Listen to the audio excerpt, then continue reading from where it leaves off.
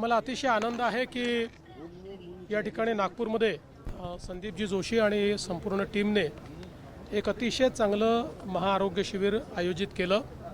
वेगवेगळे हॉस्पिटल्स, शासकीय हॉस्पिटल्स असे सगळे एकत्रित करून या ठिकाणी हजारो जे पेशंट्स आहेत त्या पेशंट्सची तपासणी आतापर्यंत जवळपास 31,000 पेशंट झालेत, पण 50,000पेक्षा जास्त पेशंट्सची तपासणी या ठिकाणी होईल। त्यातल्या ज्या पेशंट्सला वेगवेगळ्या प्रकारच्या उपचारांची आवश्यकता आहे, कोणाला ऑपरेशन्सची आवश्यकता आहे, तेही मोफत करण्याचं नियोजन या ठिकाणी केलेलं आहे। शासकीय आणि खाजगी क्षेत्रातले सर्व प्रथितयश डॉक्टर्स जे आहेत, उत्तम डॉक्टर्स आहेत, हे सगळे एकत्रित आलेले आहेत।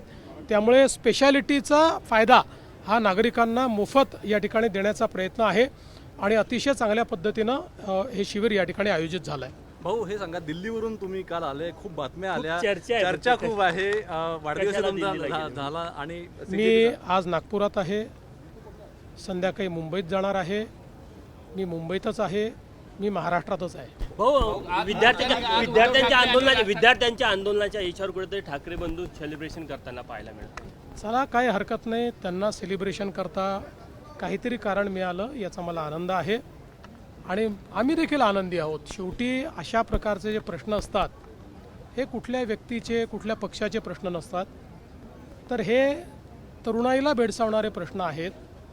त्यामुळे त्या संदर्भात मोदीजींनी संवेदनशीलता दाखवत जे काही निर्णय केलेले आहेत, देशाचं हित महत्त्वाचं असतं, ते लक्षात ठेवून अशा परिस्थितीमध्ये जे काही निर्णय करणं आवश्यक होतं ते सगळे निर्णय मोदीजींनी केले। आणि आता सोमवारी उद्या मला असं वाटतं की विधेयक देखील लोकसभेमध्ये त्या ठिकाणी मांडलं जाणार आहे की ज्यातनं पुढच्या काळामध्ये आमच्या तरुणाईचं जे भवितव्य आहे हे सुरक्षित राहण्याकरता कठोरतम कायदा हा देशाच्या आणि जगाच्या इतिहासात असा कायदा कुठेच झालेला नाही, असा कायदा करण्याचा जो काही निर्णय केलेला आहे, मी खरोखर मोदीजींचे त्याबद्दल आभार मानतो। स्वतः म्हणतात की इंडिया आघाडी ब्लॉक झाली आहे, नाही आता त्याच्या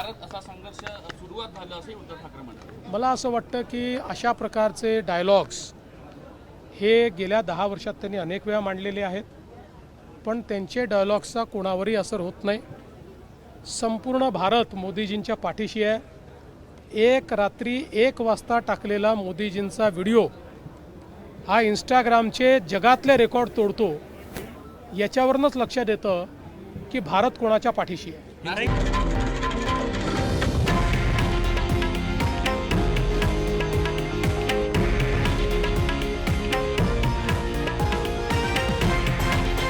हे आहे देशातील नंबर 1 न्यूज नेटवर्क आणि आपण पाहत आहात TV9 मराठी, एकमेव।